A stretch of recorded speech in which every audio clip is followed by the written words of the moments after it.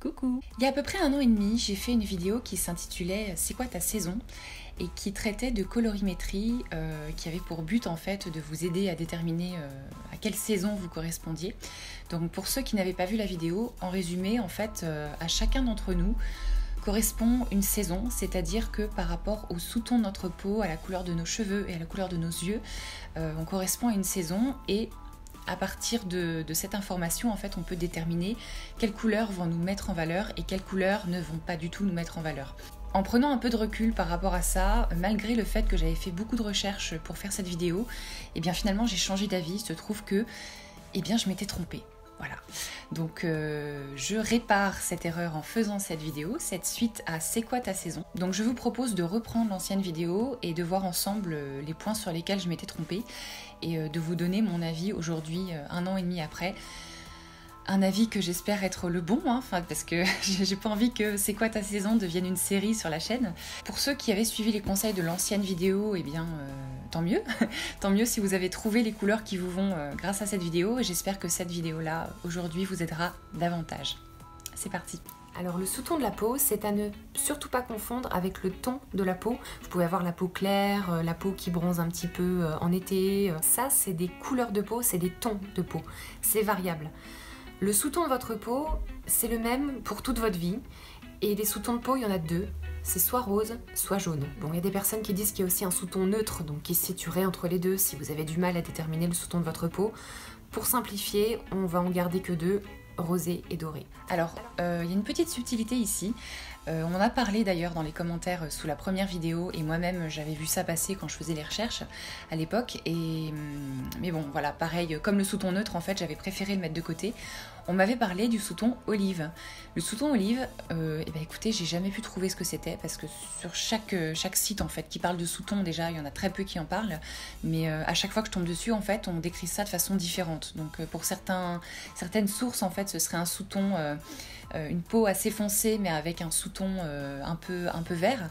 Et pour d'autres, en fait, ce serait une peau bronzée, tout simplement. Donc peau bronzée, tu peux avoir un bronzage chaud ou un bronzage froid. Donc je vois pas trop en quoi c'est un sous-ton du coup, mais bon voilà, du coup, écoutez, pour le sous-ton olive, là je vais admettre que je ne sais pas, en fait, je ne sais pas comment le catégoriser, et donc je vais le laisser de côté aussi pour cette vidéo.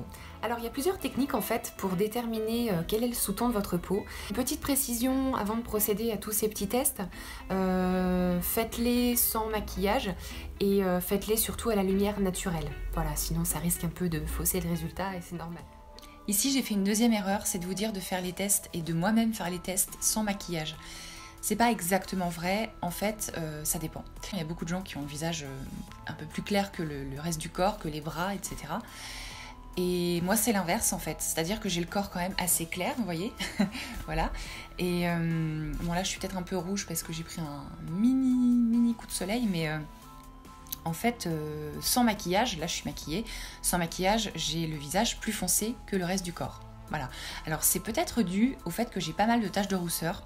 D'ailleurs à l'époque de la première vidéo, c'était en septembre je crois, donc on sortait de l'été, donc du coup voilà, en été mes taches de rousseur ressortent un peu plus. Et du coup j'avais l'impression, voilà, j'avais le visage plus foncé que le corps, je le sais. Mais comme j'avais vu partout qu'il fallait faire les tests sans maquillage, je les ai fait sans maquillage. Les taches de rousseur en plus, c'est comme leur nom l'indique, c'est un petit peu roux. Du coup ça donnait l'impression que mon visage avait un sous-ton plus chaud que le reste de tout mon corps finalement. Et du coup j'ai fait les tests par rapport à mon visage sans maquillage et du coup ça a complètement faussé les résultats. Par contre pour ce qui est de la lumière naturelle, là je reste tout à fait d'accord avec moi-même si je puis dire. Voilà, faites-les à la lumière naturelle, sinon vous n'allez rien voir et ça va complètement tout fausser. Bon, si vous voulez absolument faire les tests sans aucun maquillage pour être certain que le résultat ne sera pas faussé par un mauvais choix de fond de teint par exemple, faites les tests par rapport à la peau de votre visage si vous voulez, mais étendez le test aussi par rapport à la peau de votre corps. Voilà.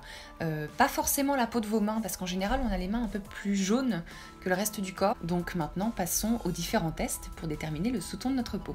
Le premier test pour déterminer le sous-ton de votre peau, il consiste à regarder les veines que vous avez à l'intérieur du poignet. Donc si les veines ressortent un peu violacées, bleues, vous avez un sous-ton de peau rose, donc froid. Et si les veines ressortent un peu plus vertes, jaunes, le sous-ton de votre peau est chaud. Donc plutôt jaune quoi. Personnellement, moi mes veines, des fois, voilà, là j'en ai une violette. Pour l'autre poignet, j'en ai une qui est bleue mais qui tire un peu sur le vert. Donc pour ma part, pour ce premier test, on va dire que c'est un peu entre les deux pour le moment. Bon, pour ce qui est du test des veines, mon avis n'a pas changé, hein, c'est-à-dire que c'est un peu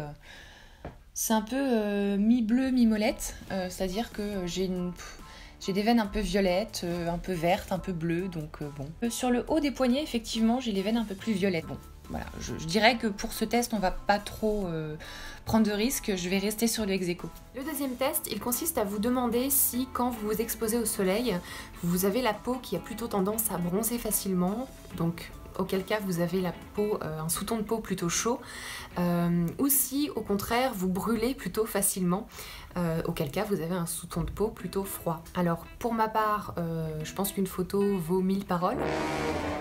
Donc pour le coup, là on pourrait dire qu'on a un point pour le sous-ton froid. Pour ce deuxième test du est-ce que tu bronzes ou est-ce que tu brûles, bah écoutez, voilà, j'ai pas changé de phototype en 1 an et demi, donc j'ai toujours la peau qui brûle dès qu'il y a un rayon de soleil. Donc pour ce test, eh bien on reste sur le sous-ton froid.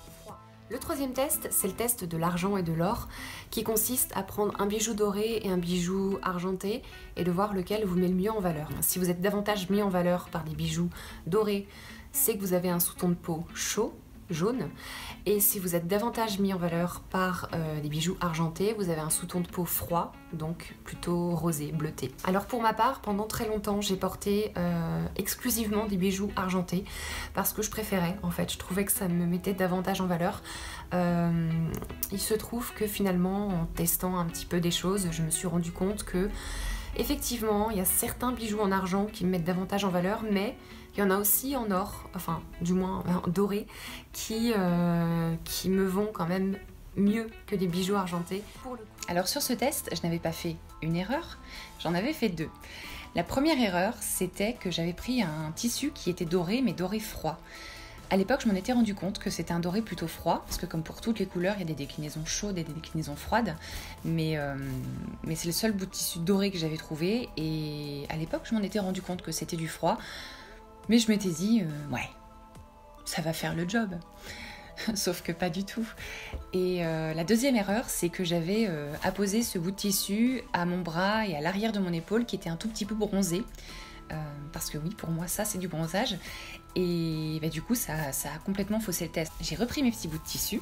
Donc je suis maquillée, mais j'ai un fond de teint qui, dans la vraie vie, correspond tout à fait au reste de mon corps. Si je prends ça, eh bien, on se rend compte, si on vire mes cheveux, que le froid me va très bien. Ce doré-là, c'était un doré froid.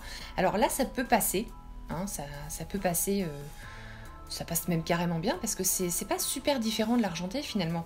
Mais si je le mets ici, là où j'ai pris un tout petit coup de soleil, en fait on se rend compte que ça jure carrément. Tous les autres tests en fait, je les ai foirés aussi. J'apposais le tissu pas sur les bonnes parties de mon corps, sur une partie un petit peu bronzée.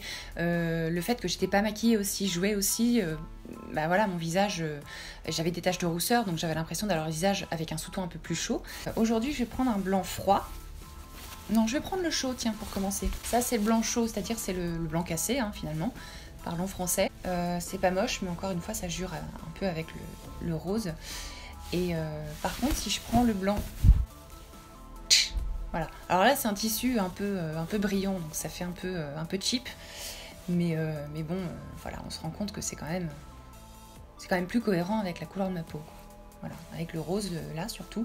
Alors, les reflets bleus, du coup, ça fait un peu bizarre, mais effectivement, ouais, c'est le blanc qui me va le mieux, quoi. Et donc, c'est exactement pareil avec toutes les couleurs, parce que bon, on peut considérer que le blanc n'est pas une couleur, voilà. Si je prends de vraies couleurs, donc en l'occurrence le vert, là, je vais prendre un vert chaud. C'est-à-dire qu'en fait, ça fait ressortir le rose de ma peau, et du coup, j'ai l'air d'un petit jambon, quoi. C'est vrai, hein. Par contre, si je prends un vert plus froid, bah voilà. Tout de suite, j'ai la peau qui ressort, j'ai les yeux qui brillent un peu plus, pareil, la bouche qui est vachement mise en valeur. Enfin, voilà, je trouve que c'est beaucoup mieux finalement avec le froid. Si je prends le bleu chaud, donc le bleu avec du vert dedans, du jaune dedans, pardon, et ben c'est pas fifou, quoi. Pareil, ça fait ressortir le rose de mon coup de soleil, bon, Voilà, donc ça donne ça. Ça choque pas tant que ça, hein. C'est pas hideux, mais et bien là on voit tout de suite la différence. Voilà, tac, ça choque pas, mais bon, c'est pas la folie. Et là, paf, il y a tout qui pète en fait. Il y a tout qui pète, non mais ça se voit que j'écris pas mes vidéos. Hein. Donc j'ai refait tous ces tests de couleurs vraiment en prenant du recul et je me suis dit non mais c'est vrai finalement. Et d'ailleurs vous avez été quelques-uns dans les commentaires à me dire mais non mais c'est les couleurs froides qui te vont le mieux, ça se voit, ça te met beaucoup plus en valeur et tout. Donc finalement en faisant tous ces tests avec les différentes variantes chaudes et froides de différentes couleurs, que ce soit le blanc ou les vraies couleurs, on se rend compte que ce qui m'avantage le plus, c'est finalement ce qui est froid. Et du coup, il y a 1 an et demi, à l'époque de la vidéo, quand j'ai cru découvrir que finalement j'avais un sous-ton chaud et pas froid, j'ai investi dans un nouveau fond de teint, donc avec un sous-ton un peu plus chaud, donc un peu plus jaune, et il se trouve que ce fond de teint ne me va pas du tout. C'est-à-dire qu'en intérieur, en luminosité naturelle mais un peu moyenne, ça peut passer. Par contre, pour ce qui est de l'extérieur ou même en vidéo, ça ne passe pas du tout. C'est le fond de teint que je portais pour la vidéo du livre Ce Retour vers le futur. Franchement, quand j'ai extrait les rushs et que j'ai commencé le montage, j'ai fait « Oh, c'est quoi cette tête ?» J'avais le visage jaune et le reste du corps complètement blanc. Regardez la vidéo du livre Ce Retour vers le futur pour savoir ce qu'il ne faut absolument pas faire en termes de fond de teint. J'ajouterai une petite chose aussi dont je n'avais pas forcément parlé à l'époque. Regardez-vous tout simplement pour déterminer le sous-ton de votre peau. Regardez la couleur naturelle de vos cheveux, regardez la couleur de vos yeux et en général ça peut vous mettre sur la voie. Moi par exemple, naturel, bon là je sais pas si ça se verra à la caméra mais j'ai foiré ma coloration donc j'ai les racines rousses et le reste noir. Au naturel, je suis brune avec des petits reflets, alors je dirais pas auburn parce que auburn, la définition de auburn ça change tous les 36 du mois, on ne sait plus trop ce que ça veut dire. J'ai les cheveux bruns mais avec des reflets très légèrement roux et si on regarde mes yeux, alors on peut voir qu'il y a du marron mais du marron qui tire un peu sur le chaud et dans l'œil gauche, eh bien j'ai aussi du bleu. Donc c'est un peu étrange. Et donc je trouve que pour mes yeux, en fait, on peut pas trop définir un sous-ton parce que j'ai à la fois du froid et du chaud. Et dans le doute, je préfère rester ex aequo, hein, on va pas prendre de risques dans cette vidéo.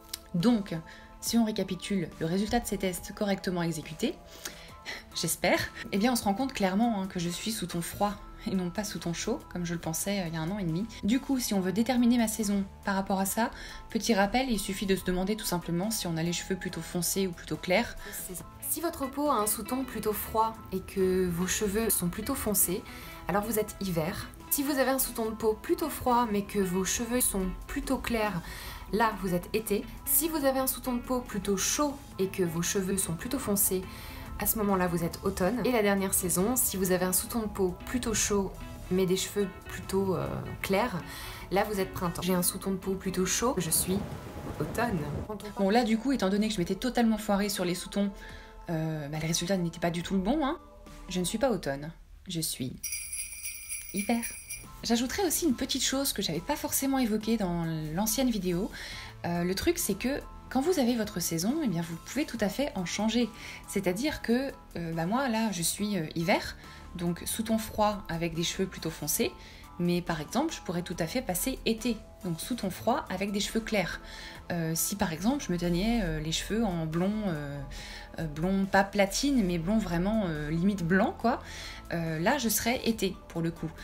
Par contre, j'imagine que vous avez compris, évitez quand même de passer à une autre saison qui ne correspond pas au sous-ton de votre peau.